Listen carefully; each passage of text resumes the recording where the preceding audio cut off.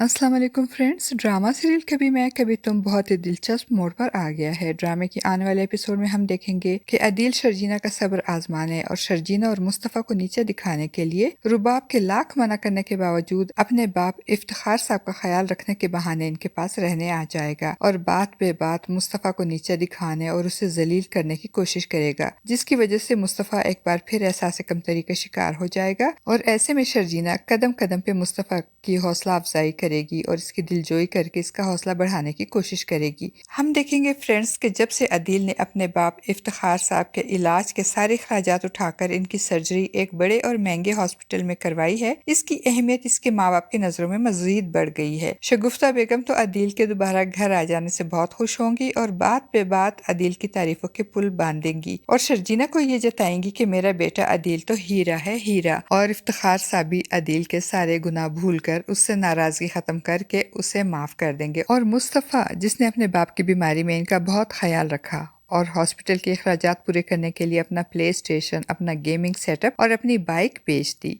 उसकी कोई अहमियत नहीं होती, बल्कि बात बे बात मुस्तफ़ा को बेकार और नाअहल इंसान होने का एहसास दिलाया जाएगा। और जब मुस्तफ़ा अपने गेमिंग सेटअप के बजाय लैपटॉप पे अपना काम कर रहा होगा तो शर्जीना, जिसको मुस्तफ़ा के प्ले स्टेशन और गेमिंग सेटअप के बिकने का बहुत अफसोस होता है, वो मुस्तफ़ा को देखकर उदास हो जाएगी। तो मुस्तफ़ा उसे तसल्ली देते हुए कहेगा कि अब इसका इंटरेस्ट चेंज हो गया है, इसलिए तुम भी परेशान ना हो। तो शर्जीना भी मुतमईन होकर मुस्कुराएगी। दूसरी तरफ रुबाब, जो अदील के यहाँ आने और शर्जीना की मौजूदगी की वजह से बहुत इनसिक्योर होगी, वो अदील पे नजर रखने के लिए वक्त बे वक्त इफ्तिखार साहब की तबीयत का बहाना बनाकर आती रहेगी। और शर्जीना जब इससे सही से बात नहीं करेगी, इसको अवॉइड करेगी, तो रुबाब को बहुत गुस्सा आएगा और वो शर्जीना से कहेगी कि तुम इस वजह से मुझसे बात नहीं करती और मुझसे नाराज होकर अदील ने तुमको छोड़कर मुझसे शादी की है और फिर तुमने अदील को जलाने के लिए मुस्तफ़ा से शादी कर ली कि बड़ा भाई ना सही तो छोटा भाई ही सही। शर्जीना को रुबाब की बातों पे बहुत गुस्सा आएगा, मगर वो इफ्तिखार साहब की बीमारी की वजह से घर में कोई बदमजगी नहीं चाहेगी, इसलिए रुबाब की बातों को इग्नोर कर देगी। मगर अदील रुबाब की सारी बातें सुन लेगा। शर्जीना अब अदील और रुबाब के घर में मौजूदगी से चिढ़ने लगेगी और मुस्तफ़ा से कहेगी कि अब्बा का ख्याल रखने के लिए हम हैं ना, तो फिर घर में लोगों का इतना रश क्यों लगा रखा है। तो मुस्तफ़ा उससे कहेगा कि मेरी पहले कभी इस घर में किसी ने नहीं सुनी, तो अब भला मेरी कौन सुनेगा।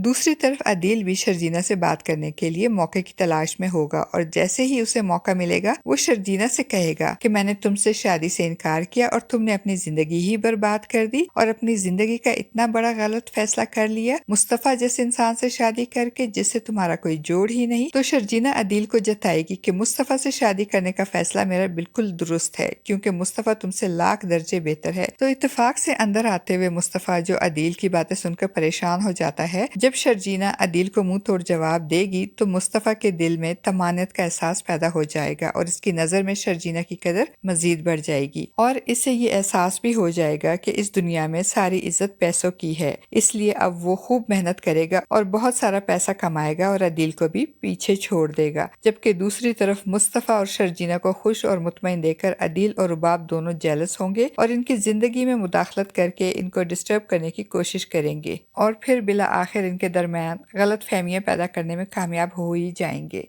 फ्रेंड्स, आपका इस बारे में क्या ख्याल है? अपनी कीमती राय का इजहार कमेंट बॉक्स में ज़रूर कीजिएगा।